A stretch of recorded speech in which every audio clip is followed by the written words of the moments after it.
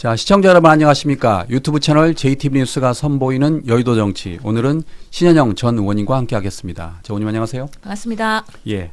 자, 대장동 항소 포기 후폭풍이 지금 계속 거세지고 있습니다. 자, 민주당이 항명 검사장 18명을 경찰에 고발했습니다. 예. 예측하셨어요? 저는 예측 못했는데. 못했어요. 예. 근데 법사위가 워낙에 그 최전 전방에서 지금 막 돌격대 역할을 하고 있는 거잖아요. 예. 아무래도 이 법사위에서 법 여권의 의원들끼리 이 상황을 어떻게 우리가 대응해야 되는가, 그리고 이 검찰의 특히나 지검장 18명 이분들에 대해서 어떻게 우리가 메시지를 낼 수 있을까에 대한 고민을 하다가 사실은 그렇게 결단을 하게 된 게 아닌가라는 생각이 듭니다. 어쨌든 민주당에서는 강력한 카드를 꺼냈는데 지금 민주당 지도부에서는 국정감사도 지금 생각하고 있잖아요. 그렇죠. 그러면 국정감사를 만약 하게 된다면 검사장 18명이 국회에 출석한다 하더라도 이들이 수사를 받는다는 이유로 증언을 하지 않을 수 있겠네요. 묵비권 행사할 수 있겠네요. 지금 보면은 그 3대 특검에 관련된 부분이나 수사나 조사나 재판이 지금 계속 내란이 진행되고 있잖아요. 예. 이상민 그 전 장관도 지금 한덕수 총리 재판 나왔고 아무 얘기도 하고 있지 않잖아요. 예. 왜냐하면 본인의 재판이 진행 중이기 때문에 영향을 미치는 거에 대해서 증언 선서도 안 하고 증언도 안 하고 그러면서 계속 묵비권을 행사를 하고 있는 건데, 만약에 이런 수사의 대상이기 때문에 나는 수사를 받는 사실에 대해서 영향을 줄 수 있어서 발언할 수 없다라고 하는 논리가 국회에서 그대로 재현될 가능성도 지금으로서는 우려를 할 수밖에 없죠. 예. 어쨌든 지켜봐야 될 텐데, 당초에 그 검사장 18명 가운데 그 2명이 지금 사의를 표명했잖아요. 그렇죠. 수원지검장, 박재혁 수원지검장하고 송강 광주고검장이 사의를 표시했는데, 그 뒤로 그 줄사표는 지금 잠잠해졌습니다. 예. 민주당에서는 사표 내라 했는데 지금 안 내요. 예. 아무래도 좀 사표 내기가 좀 쉽지 않은 모양이죠. 지금 분위기가 할 때 검찰 개혁을 앞두고요. 특히나 정관 예우에 대한 부분도 계속해서 지적을 하고 있잖아요. 결국에는 검사를 그만두고 나서 번역사로 개업을 했을 때 그렇게 돈을 많이 수십억을 끓는다는 거 아니에요. 1년에. 그렇기 때문에 1년에. 그래서 재산 신고하면은 일더라고요. 그래서 그럴 수 있는 그 검찰의 끈, 그리고 정관 예우, 이런 부분을 타파하려고 하는 법안도 나와 있는 상황이기 때문에 이게 함부로 공직을 그만두는 것이 예전만 같지 않다라는 판단도 있을 것 같고요. 또 지금 박철우 그 중앙지검장이 임명이 됐잖아요. 이분이 또 출근하면서 한 얘기가 있는데, 지금은 내부의 검찰의 그런 반발에 대해서 본인이 잘 불안을 안정화시키고 그들이 그렇게 하는 부분에 있어서의 일정 부분 국민들한테 설득하고 양해하고, 그리고 검찰 개혁을 안정적으로 잘 진행하기 위해서 본인이 열심히 소통을 하겠다라는 메시지를 냈어요. 그러다 보니까 지금은 양쪽 다 컴다운을 시키고 있는 상황이지 않을까. 그래서 조금은 추이를 지켜보고 있는 숨고르기 시간이다라는 생각이 드네요. 그러니까 그 박철우 중앙지검장에 대해서 이야기를 해보자면, 그 강백신 검사죠. 대장동 공소 유지를 했던 그 강백신 검사가 그 당초에 그 대장동 항소 포기에 대해서 자신들이 항의하는 그런 그 항소를 하자는 그 방침을 대검에 보고를 했는데, 그 당시 대검 반부패부장인 박철우 현 중앙지검장이 재검토하라 했다는 거잖아요. 그런데도 불구하고 정부에서 박철우 반부패부장을 중앙지검장에 임명하니까 지금 야당에서는 이거 보훈 인사 아니냐라고 반발을 했었어요. 그랬죠. 근데 사실은 박철우 지금 중앙지검장이 신임이죠. 본인이 입장을 밝히면서 그때 뭔가 항소에 대한 의견 전달이나 역할에 대해서 본인이 말을 상당히 아꼈어요.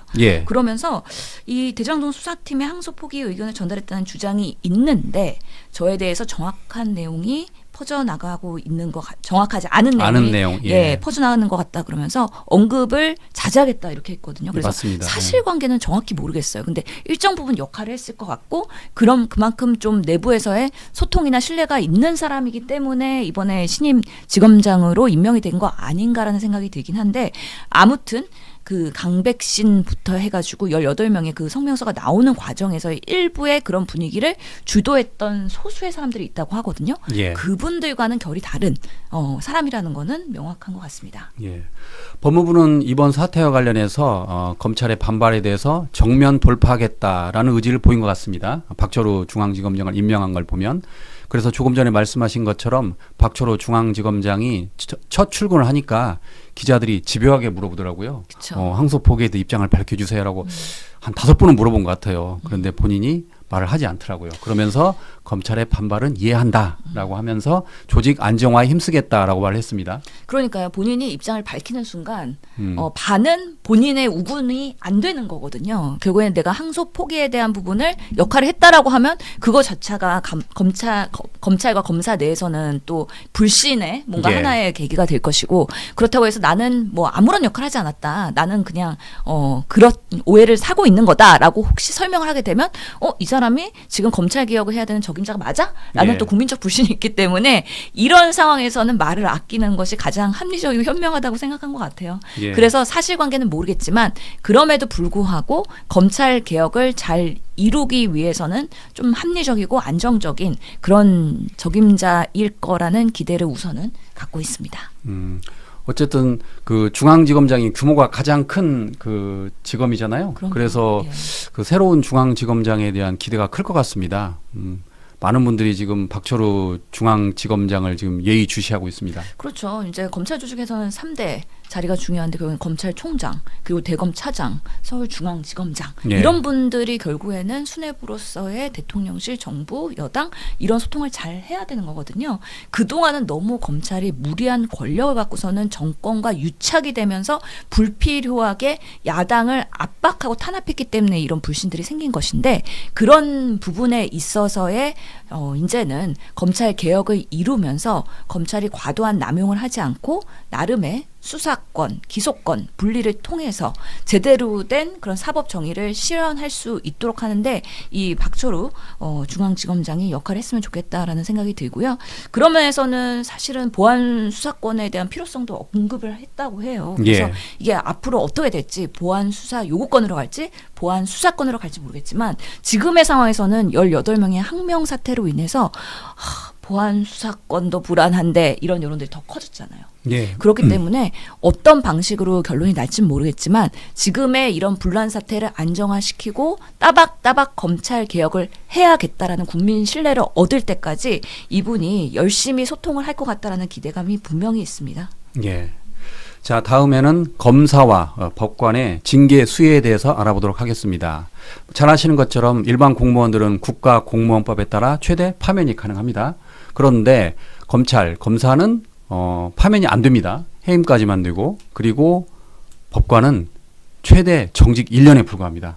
그래서 민주당이 지금 검사는 파면을 가능토록 하자. 그리고 법관은 정직 1년을 더 늘리도록 하자라는 지금 법안을 준비 중인데 야당의 반발이 큽니다.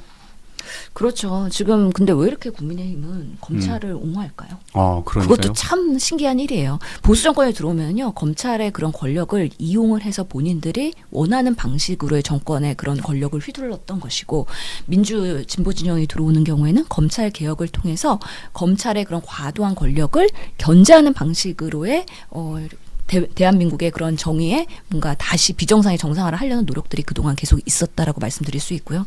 특히나 우리가 일제강점기 시대, 그때는 경찰, 초기에는 상당한 권력이 많았고 예. 그러다 보니까 이를 견제하기 위해서 검찰이라는 권력을 어느 정도의 수사권, 기소권, 공소유지권 너무 많은 권한을 주다 보니까 이게 또 한쪽으로 너무 기울어진 운동장이 돼버린 거잖아요.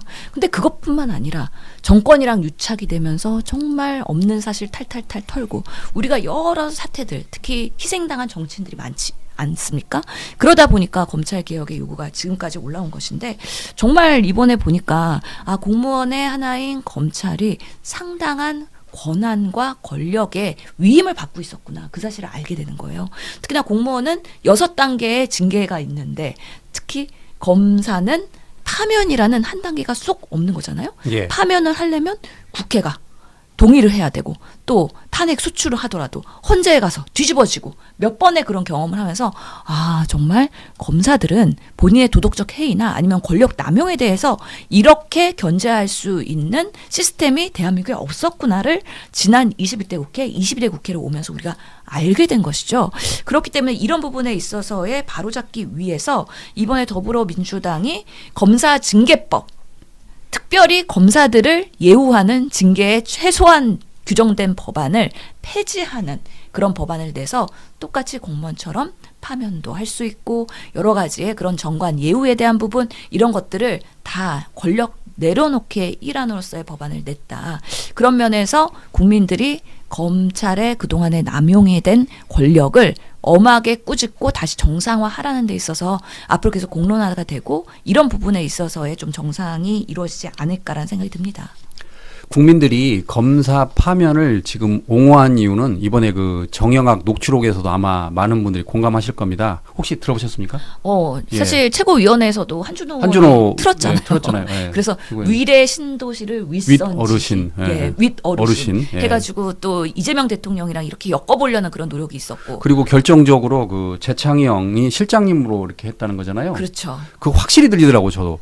그래서 우리가 바이든 날리면 시즌 2냐. 예. 근데 그거를 검찰이 수사 과정에서 진술을 조작해가지고 수사 기록을 허위로 이렇게 활용한 사건이기 때문에 사실은 민주당이 이 대장동 이슈가 올라왔을 때 국정조사 하자. 예. 검찰이 특히 2차 수사팀 윤석열 정권이 들어오고 나서 강백신 검사랑 주도하에서 정말 탈탈탈 턴 것도 아니고 오히려 회유, 조작, 허위 이런 방식으로 수사를 한 거 아니냐라는 부분에 있어서의 명확한 국민적 소명을 하고 싶은 거예요. 이번 기회에.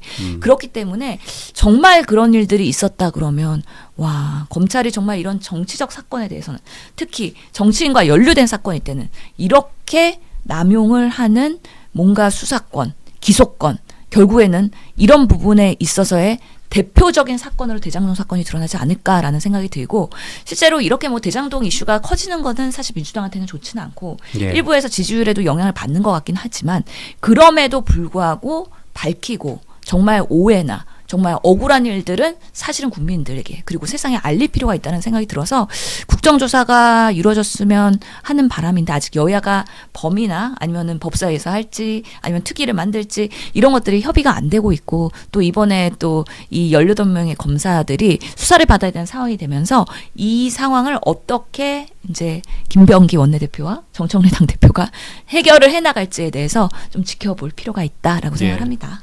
그런데 재밌는 게 그 재창희 형이 실장님을 했다는 거 만약 저는 분명히 재창희 형 들리거든요. 예. 그러면 검사 입장에서 그게 재창희 형이 맞다라고 하면 반발을 할 텐데 반발을 못 해요.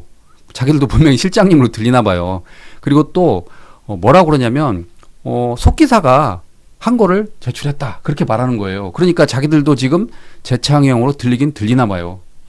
그래서 이런 부분은 사실 공식적인 그 당사자의 입으로 왜 그런 일이 발생했는지를 사실 국민들은 보고 싶은 거거든요. 예. 듣고 싶고. 그렇기 때문에 정말 그렇게 허위로 조작한 것인지 아니면 정말 리스닝이 박약했던 건지 이런 부분에 있어서 사실관계를 꼭 규명을 해보고 싶어요. 왜냐하면 지금 상설특검이 진행되고 있는 관봉권 띠지 조작 예. 그리고 쿠팡 무마 사건 이런 것들도 검찰의 수사 과정이나 여러 가지 조사 과정에서 이게 어떻게든 뭔가 달라진단 말이죠. 사건의 방향이 뭐 이렇게 좌우로 원하는 대로 끌고 가는 거 아닌가에 대한 그런 뭔가 불신이 있는 거기 때문에 이거조차 대장동도 한번 사실관계 시시비비를 가릴 필요가 있다라고 생각이 들고요. 사실은 이게 오마이뉴스에서 단독 내고 한준호 의원이 또 이거를 최고위로 끌고 나오면서 이슈가 되긴 했는데 워낙 많은 현안에 묻혀버렸어요. 예. 그래서 이대로 끝나버릴 우려도 있거든요. 그래서 그것을 사실관계를 제대로 할 수 있는 앞으로의 그런 관심과 노력도 매우 중요하다고 생각합니다. 어쨌든 그 한준호 최고위원이 그 튼 그 녹취록은 큰 파장이 일었습니다. 예, 많은 분들이 확실히 재창희 형 실장님의 그걸 구분했을 것 같아요. 예. 그렇지 않았으면 이게 방금 말씀하신 것처럼 묻힐 수도 있었는데 그게 확실히 드러났고요. 예. 자, 민주당은 추가로 그 대법원 윤리감사관을 판사가 아닌 비법관 출신에게 주자라는 것도 지금 추진하고 있습니다. 그동안 그 법관의 잘못이 일어나면 사실상 그 제 식구 감싸기였잖아요. 이번에 그 법사위 국감 때 나온 그 최진수 윤리감사관 혹시 보셨나요? 판사 출신인데요. 예. 아, 그분 보통이 아닙니다.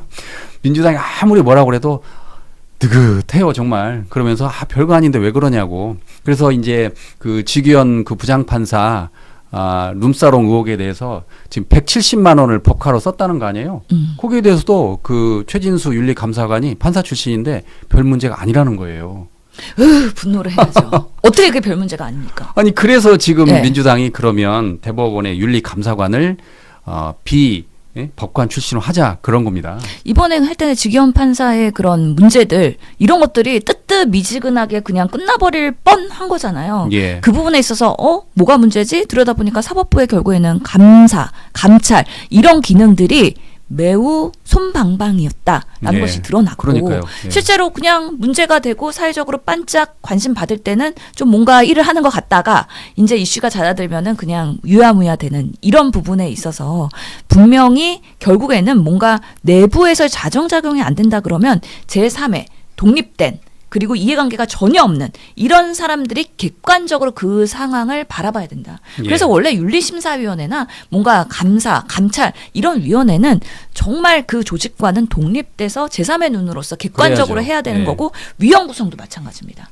그렇게 해야 되는 건데 그동안 사법부, 사법전의의 구현이 안 됐던 하나의 그런 장애물이 이런 감사관에 대한 문제 분명히 있었던 것 같다는 생각이 들고요. 이번에 지기현 판사의 그 부분은 공수처가 압수수색 들어갔더라고요. 예. 그래서 얼마나 이 부분을 지금 공수처에서 제대로 들여다볼지 그것도 한번 지켜다 볼 필요가 있는데요.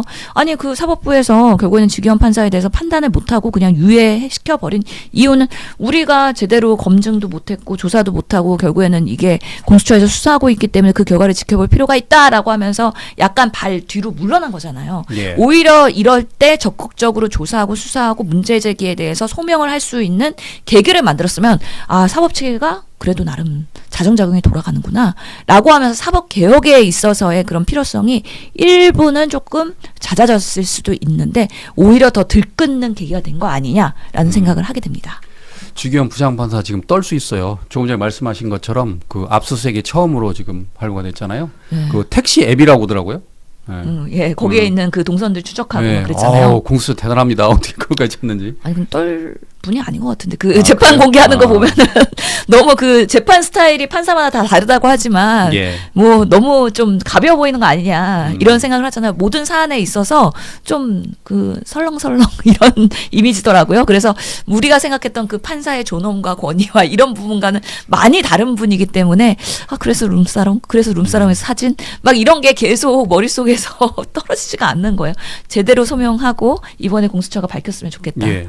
생각. 지금 그 연합뉴스가 단독 보도로 나온 게 뭐냐면요. 지기현 술값 300만 원 넘는다. 공수처가 업주 진술을 확보했다. 이거 나왔습니다. 이게 이거. 금액에 따라서 또 이게 수위가 달라질 수 있는 부분이기 때문에 예. 이게 명확하게 팩트 조사하면은 사건이 은폐되고 축소되려고 했던 노력들에 대한 정황들이 분명히 나올 수가 있거든요. 그렇기 때문에 대대적으로 수사를 해야 되는 거고 정말 그날의 룸사롱 그리고 변호사와의 만남 뭐 후배들인지 아니면 유착관계가 없는 건지 이런 것들에 대해서 국민들은 여전히 의혹을 해결하지 못했다. 의구심이 분명히 있는 상황이잖아요. 예. 그리고 왜 하필 그 내란 재판을 하고 많은 재판부 중에서 랜덤으로 했는데 지기현 판사한테 갔느냐 이것도 사실은 지금 여전히 해소가 안 되고 있는 부분이기 때문에 요즘에 우리 지지자들의 문자 들어와요. 그러니까 내란 전담부 해야 되는 거 아니냐 예. 계속 문자가 들어오는데 이게 내란 재판이 이렇게 흘러가는 거에 대한 불안감이 여전히 있으시고 특히나 12월 지나고 1월 되면은 윤석열 이제 구속에서 이제 석방되고 그러면서 또 활보하고 이런 부분에 있어서의 두려움이 여전히 남아있다. 그래서 지금 지기현 재판부가 심리를 진행하고 뭐 빠르게 하고 한다고 하는데 여전히 걱정과 우려가 많은 상황이기 때문에 이런 부분에 있어서 우리가 이제 올해가 몇 달 남지 않았지만 끝까지 재판이 제대로 진행되고 있는지 매 눈으로 공개 재판을 관찰해야 된다고 생각합니다. 그 기사를 보면은요. 공수처는 최근 업주를 참고인 신분으로 여러 차례 불러 조사한 결과 당시 술값이 300만 원 넘게 결제됐다는 진술을 확보했다. 이렇게 나와 있습니다. 그리고 추가로 뭔 내용이 나오냐면 대법원은 당시에 술자리 결제 금액이 1인당 100만 원 이하이기 때문에 문제 삼기 어렵다라고 했는데 이번 공수처 결과는 수사는 이와 배치되는 진술이다. 그래서 지규현 판사가 떨 수 있습니다, 이제. 아니 근데 이것도 그때 100만 원 미만이니까 문제가 안 된다는 것도 그때 되게 웃겼어요. 중간에 왔던 사람, 뭐 중간에 빠졌던 사람 이런 것들 머리수를 막 축소하면서 예. 축소가 아니지. 머리수를 더 늘려가면서 1인당 100만 원 미만이라고 좀 자기적으로 계산을 했었던 거긴 하거든요. 그래서 예. 그때도 논란이 되긴 했었어요. 근데 300이잖아요. 예. 300이면 3명이면 100만 원이잖아요. 그리고 사실 업주가 거짓말을 할 이유는 없겠죠. 굳이 뭐 100만 원인 걸 300만 원으로 부풀려서 얘기할 이유도 없고 예. 실제로 이게 만약에 카드나 여러 가지 결제가 됐다 그러면 당연히 기록이 남을 수밖에 없기 때문에 그때의 매출에 대한 부분은 근거 확보가 어렵지는 않을 것이다 라는 생각이 들어서 결국에는 이게 청탁이나 알선수재나 그쪽으로 연결이 될 수 있을지 이런 것들이 이제 수사에서의 얼마나 정확한 그런 증거 확보가 되느냐에 따라서 달라질 수 있다. 결과가 완전히 180도 달라지는 거죠. 그러니까요. 예. 지금 언론의 관심은 300이에요. 300. 이걸 보니까 지규현 의혹 첫 압수수색. 과연 그날 술값이 300만 원을 넘었나 이겁니다. 지금. 이렇게 되면 이제 지규현 판사 진짜 떨 것 같습니다. 예, 지금 인재야 제대로 된 검증이 들어가고 있는 것이고 말씀하신 것처럼 사법부에서의 감찰 과정에서는 아무것도 드러난 것도 없고 사실 당사자가 와가지고 하는 하소연에 대해서만 정상 참작한 것 같은데 인재 제대로 된 수사권이 발동되고 있는 거 아니냐. 그렇다면은 지기현 판사가 지금 재판을 중재하고 판사로서의 존엄을 유지할 수 있느냐. 예. 이런 부분과도 연결되는 매우 중요한 이슈이기 때문에 계속해서 단독 기사가 계속 나오기를 기대해 보겠습니다. 예. 자, 다음은 그 김민석 총리와 오세훈 서울시장의 갈등이라고 해야 할까요? 이걸 한번 살펴보도록 하겠습니다. 최근 그 한강버스하고 그다음에 종묘와 개발 문제를 놓고 김민석 총리가 계속 오세훈 서울시장을 때리고 있습니다. 예, 뭐라고 그랬냐면 무원칙한 도시개발과 뭐 교통행정이다라는 취지로 말을 했고 이에 대해서 서울시는 중앙정부의 과도한 개입이다라고 반발하고 있습니다. 자, 일부에서는 김민석 총리가 서울시장 출마를 염두에 둔 거 아니냐라고 그 예측이 나오는데 어떻게 보십니까? 지금 이렇게 지금 뭐 김민석 대 오세훈 대 김민석 지금 이렇게 세상이 관심 받고 있잖아요. 그럼 예. 누가 이득이고 누가 손해일까요? 글쎄요. 김민석 총리가 2등 아닌가요? 둘 다 이득인 것 같기도 둘 다 하고요. 이득이에요? 저는 이 사건을 보면서 정말 지선이 얼마 안 남았구나. 예. 예, 오세훈 시장은 마음이 급해요. 그러다 보니까 한강버스도 막 안전 제대로 안 하고선 막 그냥 굴려요. 그러다 보니까 또 사고 나요. 그러면서 또 이게 실정으로 연결이 돼요. 그러다 보니까 김민석 이제 총리가 참다 이제 등장을 하게 된 거라고 생각을 하거든요. 예. 물론 제가 알기로도 김민석 총리가 본인이 뭐 지방선거에서 서울시장 그런 부분에 있어서는 부정적으로 답변을 했고 실제로 총리한 지 얼마 안 됐기 때문에 당장 뭔가 정치적인 행보를 염두에 두고 지금 그랬다고 생각은 하지 않아요. 예. 다만 국무총리로서 지금 오세훈의 서울시의 실정에 대해서는 바로 잡아야 되겠다는 필요성도 분명히 있을 것이다. 그리고 지금 당에서도 그렇고 여러 가지 종묘 이슈 그리고 유네스코에 대한 부분 그리고 한강버스에 대한 부분 그리고 광화문 광장에서의 이런 여러 가지 그런 실정에 대해서 얘기하고 있긴 하지만 김민석 총리가 한번 나서서 현장 가는 거와는 약간 파급력이 다른 것 같기는 해요. 예. 그래서 저는 이 상황을 총리가 나서서 국민의힘 출신의 서울시장의 실정을 제대로 올바로 바로잡는다는 의미에서는 매우 긍정적이라고 보고요. 특히나 오세훈 시장한테도 본인은 나쁘지 않다고 생각하는 것 같아요. 예. 급이 올라갔어요. 왜냐하면은 이게 뭐 일반 국회의원이나 그런 게 아니라 총리가 총리급? 지금 이렇게 계속 하고 있기 때문에 본인이 기사에서 이렇게 회자되고 이런 것들은 사실은 인플루언서의 역할의 측면에서는 나쁘지 않죠. 근데 지금 한강버스 계속 사고가 나니까 국민들이 못하겠는데? 불안한데? 서울 시민들이 뭔가 걱정을 많이 하게 되는 거죠. 좀 무리하게 추진하고 있는데 진짜 성과 중심으로 가는데 성과가 없네? 오히려 사고 나겠는데? 이런 생각들을 많이 하게 될 것 같아요. 그래서 궁극적으로는 지금 오세훈의 대항마가 없는 국민의힘에서의 이 지선에 딜레마가 분명히 있긴 하지만 이렇게 오세훈이 실정을 하게 되면 또 어떻게 해야 될지 모른다. 정말 끝까지 서울시장 후보로서 살아남을 수 있을지가 조금 우려가 되는 거고요. 뭐 유네스코가 지금 계속해서 회신을 하고 세계유산 영향 평가도 하라고 하는 데 있어서 원칙대로 그렇게 하면 되는 거거든요. 본인이 뭔가 다음을 또 자신감이 있으면 이렇게 졸속으로 할 필요가 없는 거죠. 아무래도 임기가 이제 얼마 안 남았기 때문에 빠르게 정리하고 가야 된다라는 약간의 그런 먹튀의 성격인가요? 그런 부분들이 보이고 있어서 좀 불안하긴 합니다. 한강버스는요, 마곡에서 잠실까지 2시간이 걸린대요. 그러니까 이게- 유람선이지 버스가 아니에요. 이게 출근용 버스로 볼 수 있습니까? 예. 그리고 말이 그렇지, 예. 출퇴근 시간대 사람이 만약 몰릴 거 아닙니까? 예. 그러면 빠져나가는 시간도 꽤 되잖아요. 그러면 훨씬 더 걸린다는 거예요. 이걸 어떻게 버스로 봐야 됩니까? 그러니까 이게 출퇴근용이 아니고 관광용이고 그다음에 음. 출퇴근 시간을 제외한 시간에 이용을 해야 되기 때문에 더더욱이 관광용이다. 이런 푸념들이 예. 되게 많아요. 예. 게다가 지금 사고 나가지고 선착장 다 셧다운하고 그러면서 또 개편 중에 있고 여러 가지 안전성에 대한 부분들을 제대로 검토하지 않고선 무리하게 오픈했던 것이 계속해서 지금 드러나고 있거든요. 그래서 지금 서울시에서도 더불어민주당의 의원들이 이런 부분에 있어서 직접적으로 지적을 하고 있고 그런 부분에 있어서 지금 무리하게 다시 개통하는 것은 정말 얼마 전에 신안 또 우리 그 앞바다에서의 네. 문제가 있었는데 이렇게 우리 세월호 2, 3 이런 트라우마가 분명히 있거든요. 이거 오세훈 시장한테도 안 좋아요. 그래서 예. 제대로 정리하고 제대로 천천히 해야 된다. 무리하게 한강버스, 한강 유람선 좀 걱정이 되긴 합니다. 오세훈 시장을 향해서 이렇게 비판의 목소리를 내는 민주당 의원들이 많은데 그중에 그 박주민 의원도 지금 서울시장을 염두에 두고 있잖아요. 그래서 박주민 의원이 오세훈 시장한테 항의하러 갔어요. 예. 근데 그날 오세훈 시장은 안 나오고 김병민 서울 부시장이 나왔는데 그 말하는 동안 오세훈 시장이 다른 출입구로 들어갔어요. 그래서 박주민 의원이 개인 유튜브로 그걸 촬영을 했는데 그때 오세훈 시장한테 치사한 X라고 말을 했습니다. 그게 지금 회자되고 있습니다. 그랬더니 박주민 의원은 그 유튜브를 지금 내리지 않고 있습니다. 박제하고 있습니다. 보려면 보라고. 어쨌든 이게 비겁하다. 박주민 의원 제가 그걸 봤는데 예. 나와 면담을 신청했는데 왜 부시장을 내보내고 본인은 다른 길로 출근하느냐 그러면서 끝날 때 에이 치사한 X 그랬습니다. 그러니까 이게 박주민 의원 입장에서는 오세훈과 투샷이 잡혀야 되잖아요. 예. 예, 다음 서울시장 후보 그리고 현 시장 이렇게 되는데 그 그림을 안 만들어줬으니까 짜증나긴 했어요. 그리고 오세훈 입장에서는 나는 이제 총리 상대하는 급으로 올라왔어 이러면서 또 쉽게 만나주지 않을 것 같은데요. 참 예, 그렇습니다. 이게 우리 정치가 이렇게 어떻게 보면은 약간의 코미디 같은 상황들이 항상 예측지 못하게 발생하는 것 같습니다. 예. 어쨌든 지방선거는 확실히 다가오고 있는 것 같습니다. 예, 점점 뜨거워지고 있죠. 예. 자, 다음은 그 말도 많고 탈도 많았던 패스트 트랙을 살펴보도록 하겠습니다.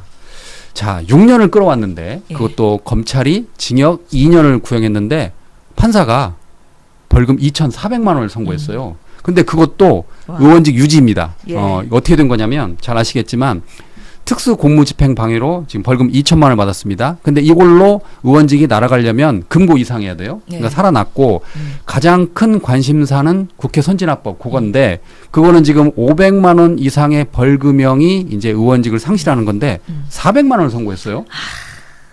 이거 참 이거 어떻게 봐야 됩니까 이걸? 예, 그러니까 보통은 이제 의원직을 살려주려고 하면은 우리가 보통은 그 선거를 하고 나서 국회의원들이 달달달 떠는 게 선거법 예. 위반으로 해서 뭐 고소되고 그다음에 재판받고 그래갖고 100만 원 이상형이 나오면은 날라가잖아요. 예. 그래서 대부분은 이게 재판이 어떻게든 80만 원, 90만 원 형이 많이 선고가 되거든요. 그러면서 의원직 유지 이런 예. 기사들이 항상 나오잖아요. 이것 또한 국회 선진화법 500만 원 그 커트라인에서 400만 원 이거는 좀 재판부가 너무 정무적 판단한 거 아닙니까? 그러니까요. 살려주려는 네. 것 같아요. 의원직을 보존해주기 위해서 나름의 정부적 판단을 했다는 게 판결문에도 나오는 이유가 그 판결문 예. 이미 선거에서 판단을 받은 부분이 있다라는 거예요. 그렇기 때문에 국민의힘이 선거에서 쫄딱 망한 거에 대한 이 패스트트랙의 영향이 있으니 의원직까지 날리는 거는 재판부가 하기에는 부담스럽다. 라는 나름의 설명이지 않을까라는 생각이 들긴 하고 근데 참 안타까운 것은 국회 선진화법을 만든 것도 국회 그래서 동물국회 이제 하지 말자고 한 것도 국회의원들. 근데 그거를 깨고서는 그때 최이배 의원 가둬놓고서는 뭐 빠루 들고 난리 뽀대기를 치면서 그렇게 몸싸움하고 갈비뼈 날라간 보좌진이 있다는 거 아니에요? 그런데 그런 부분에 있어서 7년 만에 이렇게 질질 끌다가 결국에는 유죄를 문제는 있다고 인정을 했지만 그래도 선진화법을 위반을 해도 의원직은 유지할 수 있다라는 하나의 뭔가 상징적인 첫 번째 사건을 만들어준 것 같아갖고 이런 식으로 하면은 나중에 또 선진화법이 무너질 수 있는 합리성을 오히려 재판부가 부여한 거 아니야? 예. 이런 또 우려가 있을 수 있거든요. 물론 지금 1심 판결이기 때문에 검찰이 항소를 할지 안 할지 모르겠어요. 근데 이제 2심, 3심 가게 되면 어떻게 달라질지 모르겠지만 분명히 몸싸움한 동물국회에 국민의힘은 유죄를 판결을 받은 것이고 그렇기 때문에 이런 부분에 있어서는 분명히 문제가 있다라고 판단한 건데 좀 사실은 이 속보가 뜰 때 2,400만 원형, 400만 원형 의원직 날아가는 거 아니야? 예. 막 그런 기사들도 오보도 뜨고 처음에 막 많은 하다가 분들이 그렇게 생각했죠. 예, 예. 이제는 그렇지 않았구라는 걸 판단이 되는 좀 씁쓸한 부분인데 아무튼 나경원 의원이 그때 한동훈 법무부 장관 찾아가지고 이거 공소 취소해달라고 했잖아요. 그랬죠. 예. 공소 취소 토론회에서도 이야기했었죠. 그런 부분에 있어서 본인은 이게 죄가 될 수 없다라고 항변을 했지만 분명히 문제가 있었고 그거에 대해서 가장 큰 형을 받은 게 나경원 의원이다라고 말씀드릴 수 있겠습니다. 어쨌든 지금 법원은 지금 벌금형이니까 유죄를 때린 거잖아요. 그런데 나경원 의원은 뭐라고 그랬냐면 법원은 명백하게 우리 정치에 한 거에 명분을 인정했다. 그렇게 말을 했어요. 그러니까 지금 잘못을 인정 안 하는 것 같아요. 그러니까 아니 정치적 한 거를 몸으로 하는 거를 그러면은 법원이 괜찮아. 너넨 죄가 없어. 라고 얘기를 할 수가 있을까요? 뭐든지 절차적 정당성을 가지고서는 국회 내에서 심의와 의견과 토론이 되는 것인데 그 과정에서 몸싸움하면서 항거하는 거를 어떻게 괜찮다라고 재판부가 판단할 수 있을까요? 무죄가 나올 거라고 기대했던 거는 그런 몸싸움을 했던 그런 상황에 물리력을 행사했던 국민의힘은 너무 본인들을 위한 뭔가 변명이나 아니면 합리화하려는 노력이지 않았을까 생각을 하면서 당연히 이건 유죄다. 다만 의원직이 상실되느냐.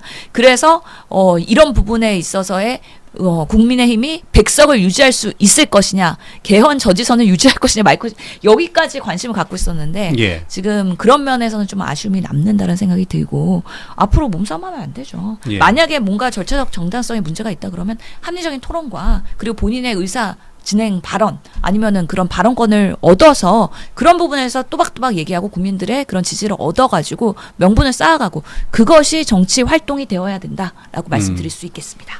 예. 자, 다음은 그 이재명 대통령 순방의 그 대기업 회장들의 동행을 살펴보도록 하겠습니다. 대통령이 해외 순방에 나갈 때마다 대기업 회장들이 같이 나갔는데 대체로 반응이 좋습니다. 예. 이번에는 그 UAE 대통령 만날 때 그 삼성 이재용 회장이 그 뭐라고 할까요? 반가움에 그 UAE 대통령을 왈칵 안았어요. 예. 그러니까 보는 사람들도 많은 사람도 뿌듯했는데 그 지난 6월이 생각나는데 대통령과 첫 회장 만남 때 이재용 회장이 뭐라고 하는지 혹시 아세요, 어머님? 이재명 대통령의 책을 읽었습니다. 자서전을 읽었습니다. 예. 예. 그때 댓글이 뭐라고 한 줄 아세요? 세상에 회장도 저렇게 사회생활을 하는구나. 와, 그러니까 대통령 앞에서 좋은 말을 한 거잖아요. 이제 물론 이제 진심이었겠지만 그래서 보는 사람들이 참 보기 좋았던 것 같아요. 네. 예. 아니 그 삼성에 나름 정무 라인이 있을 거 아니에요. 그리고 비서실이 네. 있잖아요. 그러면 이재명 대통령 만나는데 회장님 이 책 읽으셔야 합니다. 라고 권고 안 했을까요?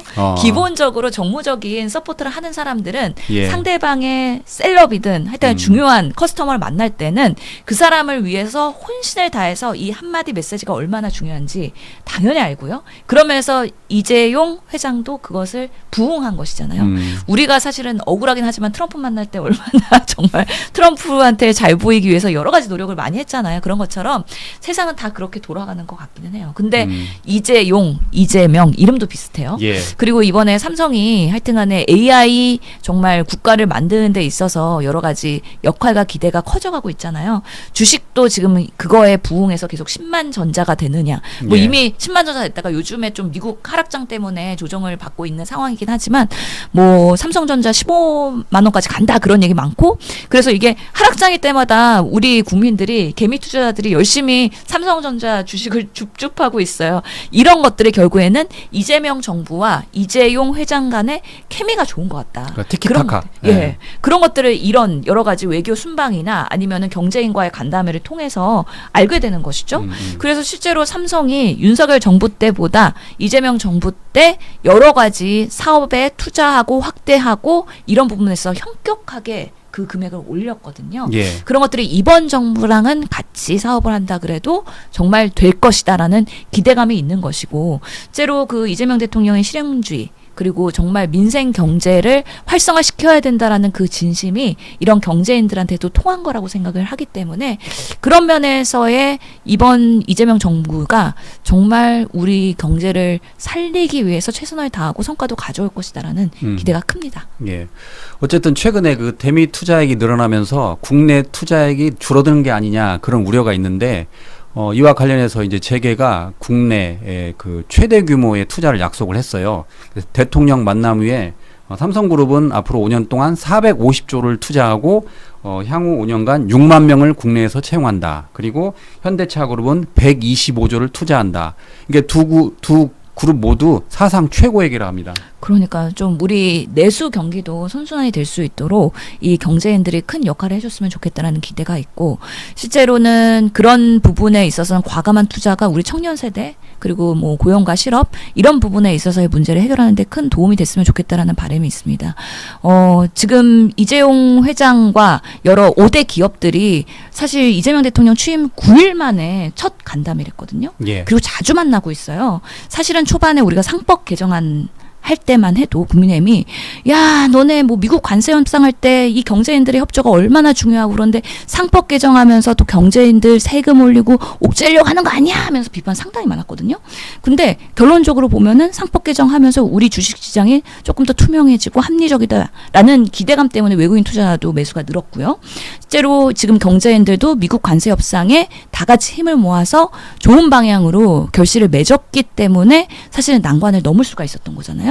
그러면서 이제 국민의힘이 경제는 이재명, 민생은 이재명에 뭔가 발목을 걸거나 아니면은 토를 달 수가 없는 상황이 된 것 같아요. 예. 그래서 지금 2026년에 예산 국회가 지금 계속해서 진행이 되고 있거든요. 그럴 때 우리 내수 활성화를 할 수 있는 여러 가지 재원들이 과감하게 투자될 수 있는 우리 국가의 예산 활용도 기대를 하게 되는 것이죠. 예.